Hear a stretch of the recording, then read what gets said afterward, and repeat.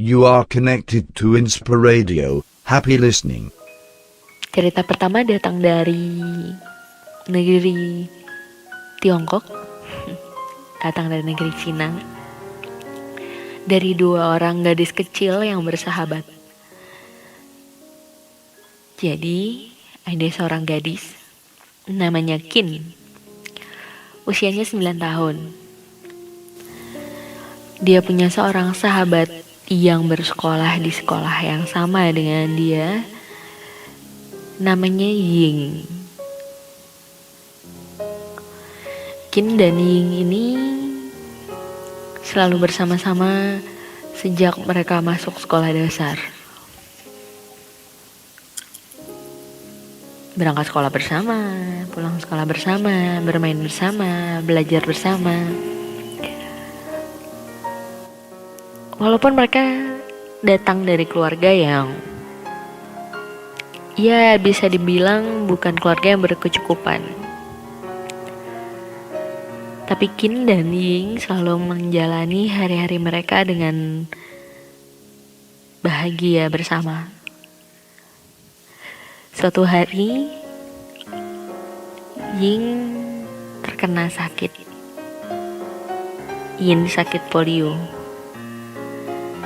hingga tubuhnya lemas dan lumpuh, sehingga tidak dapat lagi berjalan.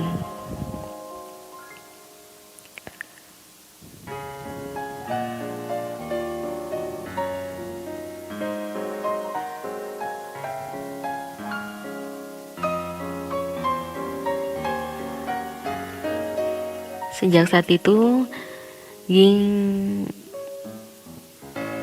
enggan untuk pergi ke sekolah. Namun, sahabatnya Qin merasa sekolah tidak akan menyenangkan tanpa Ying. Akhirnya,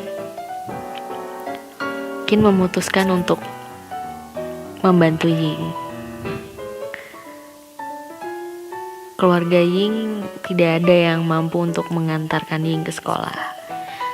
Akhirnya Qin memutuskan untuk menolong sahabatnya ini dengan cara membiarkan Ying bersandar di punggungnya setiap pergi dan pulang sekolah. Qin menggendong Ying setiap hari ke sekolah.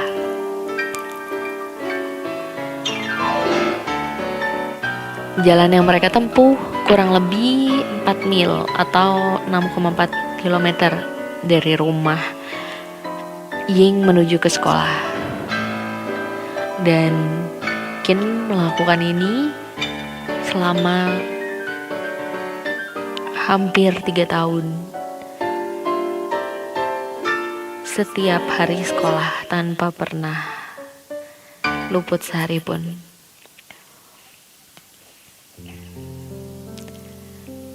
Qin tidak pernah mengeluh, tidak pernah berkata lelah, meskipun dia harus bangun jam 6 pagi setiap hari, menjemput Ying, lalu membopongnya ke sekolah. Setelah sampai di sekolah, Qin barulah dibantu oleh teman-teman lakinya untuk membawa Ying ke ruang kelas mereka di lantai 2.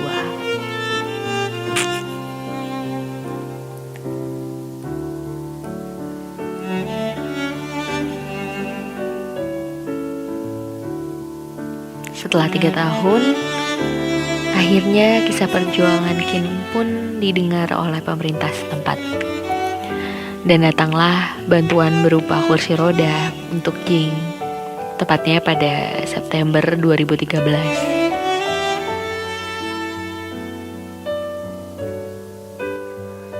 Oleh orang-orang yang mengetahui cerita ini, Qin pun dianggap sebagai pahlawan karena kerelaan dan kasih sayangnya pada sahabatnya. Menyenangkan dipuji seperti itu, tapi aku tidak melakukannya demi mendapatkan pujian. Begitu ucap Qin, gadis yang ketika itu telah berusia 13 tahun.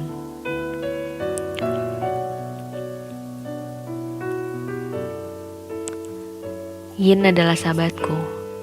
Tanpa kehadirannya di sekolah, rasanya tidak enak. Jika itu berarti aku harus membopongnya, maka itulah yang akan aku lakukan. Begitu kata Kin sederhana.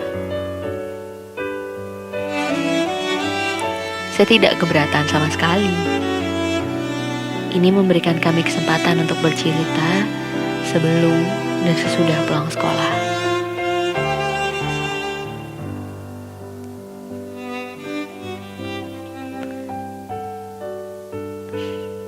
Itu yang Kin katakan.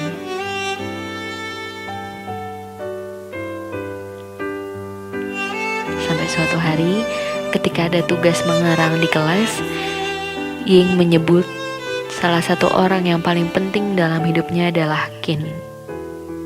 Kin sahabatnya. Dia menggunakan bahunya untuk menggendongku. Aku tidak akan pernah bersekolah jika bukan karena dia. Dia adalah sahabatku, tulis Ying dalam karangan itu.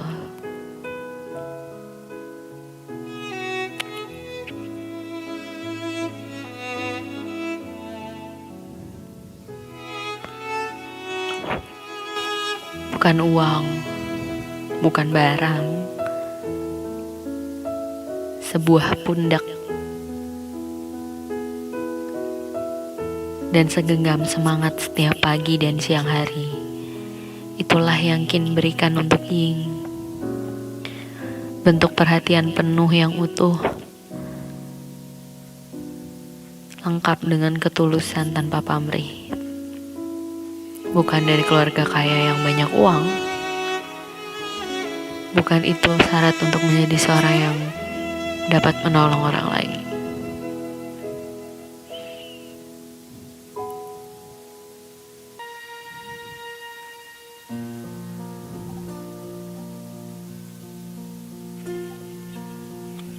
Kedua gadis kecil itu akan segera lulus sekolah dasar.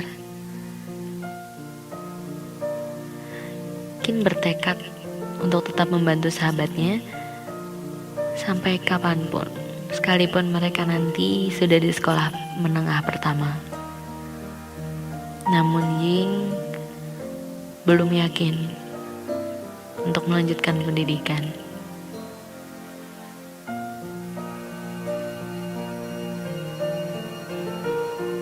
Tapi Kin tetap berusaha membujuk Ying.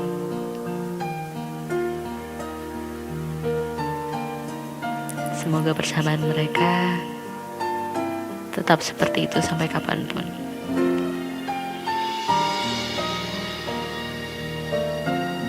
Tidak harus menunggu dewasa, tidak harus menunggu punya pikiran yang dianggap orang lain matang. Ketulusan hati seorang gadis kecil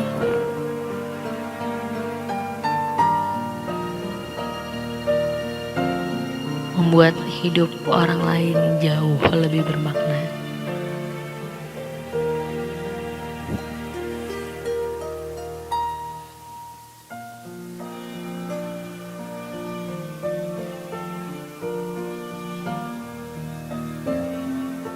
Itu tadi kisah dari Kin dan Ying. Jangan kemana-mana, dengerin terus Inspire Radio, inspirasi tanpa batas.